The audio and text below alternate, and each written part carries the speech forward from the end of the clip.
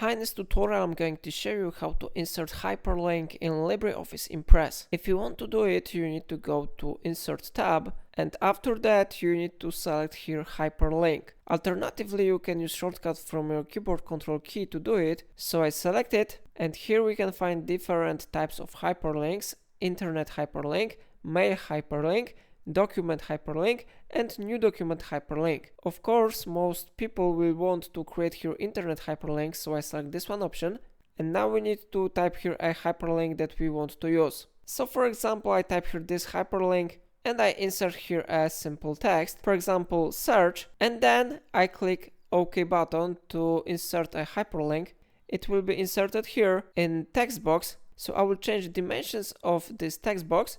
And now if someone wants to open this hyperlink, he needs to click somewhere outside the box and press and hold Ctrl. And then if he will click left mouse button, web browser will be opened and website will be successfully loaded. So it is how it works. If I helped you to use it, remember to like this video and subscribe my channel, and please let me know in the comment if it solves your problem.